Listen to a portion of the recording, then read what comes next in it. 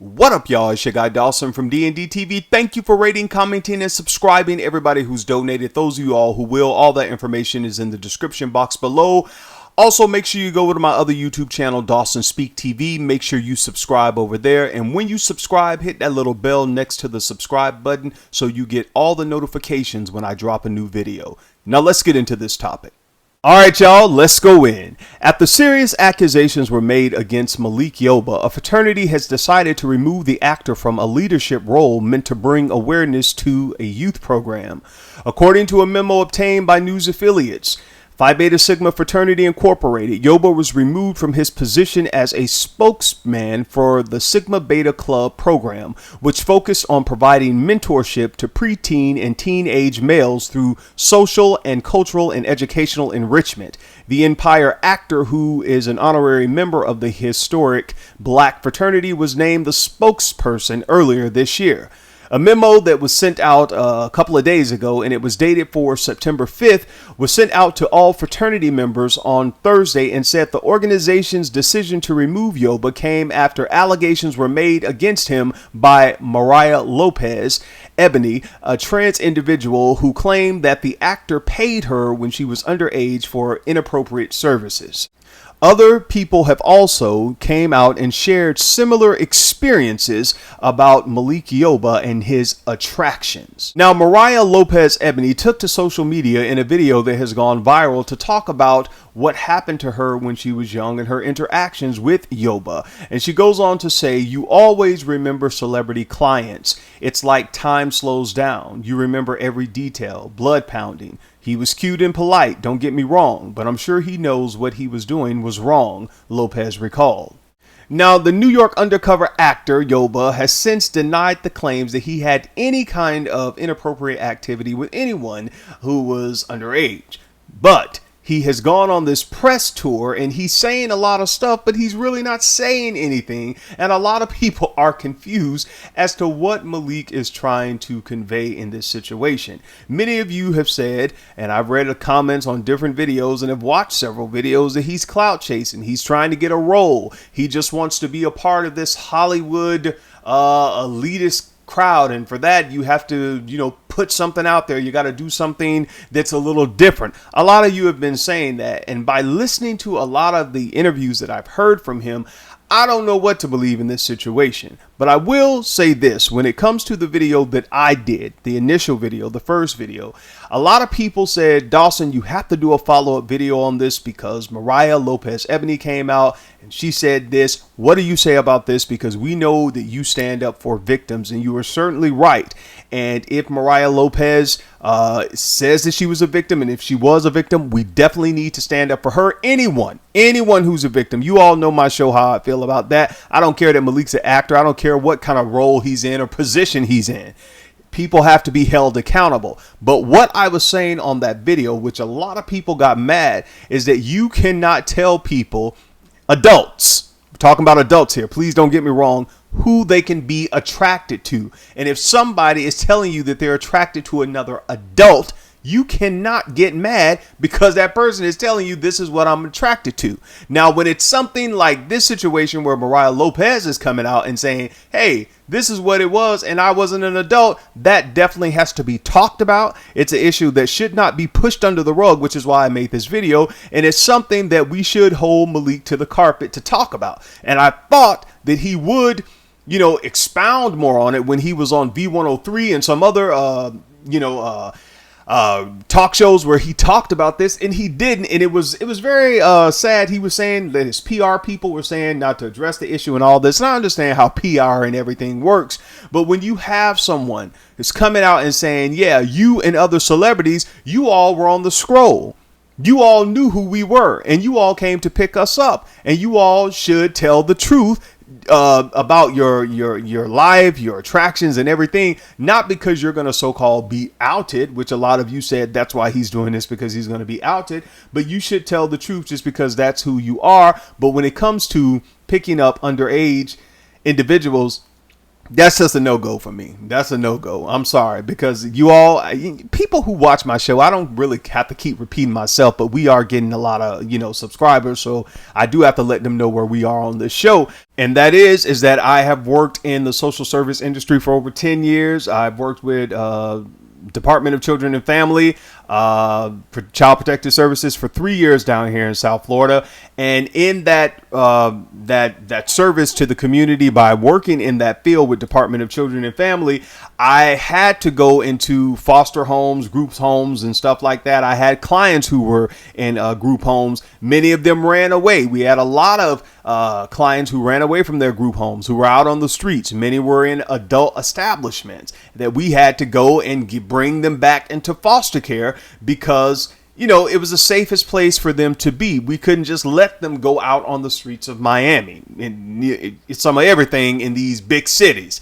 And I could especially understand how Mariah Lopez Ebony must have felt at the age she was when she was out on the streets in New York City. I mean, that's a big city to be out there on the scroll. So definitely I have sympathy and empathy with her and what she went through. And I wish her the best, and keep speaking, keep saying whatever happened to you. And I heard there were going to be charges or whatever. Do whatever you think you have to do. We will always stand up for the victims on this show. Now, I think y'all thought I was going to back away from that. And no, I'm not. We will always stand up. But what I will say on this, like I said in the video earlier, when people are attracted to whatever they're attracted to, you can't get mad. Adults, we're talking about adults. You can't get mad about that. That really has nothing to do with you. Now, when it comes to Malik, I had to really sit back and assess the situation and say, Malik, why did you put your information out on social media like this? And the thing is, a lot of you all, as I said before, people are saying he was clout chasing. He's looking for this. He's looking for that role. And now it seems to me that that's what this is. I'm sitting back and I'm listening to him in these interviews. It just seems like he just wants to be talked about at this time. And I looked on his Instagram just today, and there was a video up there of him singing and dancing in the car. People could do whatever they want to do on their Facebook, YouTube, Instagram. It's social media. Everybody have their own social media page. Do whatever you want. But he's just sitting there just like basically loving all the attention, loving everything. And for those of you who say, women aren't going to support him, women aren't going to do this, there were a lot of women in that comment. You're a strong brother. I admire you. Women were saying a lot of stuff in the comments about Malik. So it's not like, women gonna stop liking him. And some women saying you're a strong king and all this kind of stuff, sending the little love signals and stuff like that. But I want to know what you all think. Do you think this was, and many of you all said this, was this just a publicity stunt for him?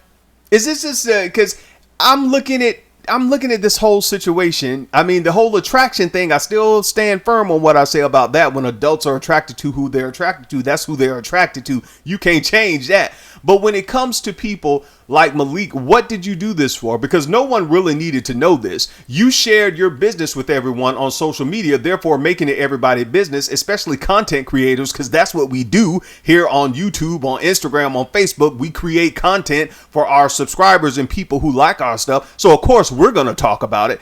But I just want to know, do you all think this was just, a clout chasing publicity stunt for him? Because to me, it just seems like, I don't know, he's saying a lot of stuff, but he's saying a whole lot of nothing on these interviews. In the interview on V103, he was talking about, I have much love for the community, my service for the community. I understand that, bro. You have done a lot. I know the organizations you're with. I know what you did with your fraternity and stuff. That's why I was saying it should not be discounted, because you said you are attracted, but you're trans attracted. But when it comes to this whole front that someone's coming out and saying, hey, look, this happened to me and I was with you and I was at this point in my life, and you have nothing to say about that. You just keep saying, oh, it's unfortunate and all of this stuff, and you're just talking in circles.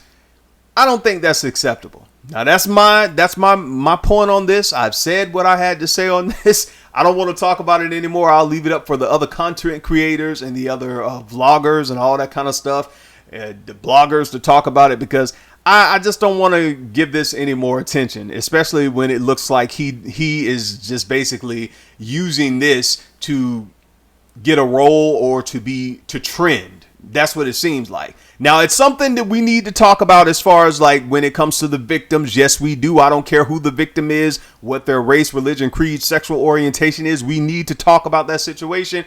But when you have a person like Malik who's just sitting on this Instagram and just dancing and saying all this stuff and how much, oh, I'm doing this and love, and I'm just not getting it. I'm not getting it. Now, I understand. Let me end this, because I understand what the fraternity is doing, because the allegations against Malik Yoba were not the first time Phi Beta Sigma has had to deal with claims of inappropriate activities or misconduct. In 2017, a lawsuit was filed against Marcellus White, a New Orleans police officer of Sigma youth leader and a Sigma youth leader, after he was accused of positioning underage individuals again, and that had the fraternity was named in that lawsuit, and it made them look bad, and that was also filed in a New Orleans Parish District Court. So the Phi Beta Sigma fraternity is like, look, we can't go down with this. We don't want our names anywhere on this particular situation. So Malik, we have to distance ourselves from you, and I totally understand that. It's business. You know, they have a reputation to uphold as well. So let me know what you all think about this video. I'm done with this topic because I got more videos to do, and I just wanted to get this one out of the way. And I think that Malik, you said a whole lot of nothing in many of your interviews, but I guess some people are still waiting, and we want to hear the truth, man. And Mariah Lopez Ebony, continue to talk and speak your truth. Until next time, it's your guy Dawson. Take care of yourself and each other. Let me know what you think about this video. Peace.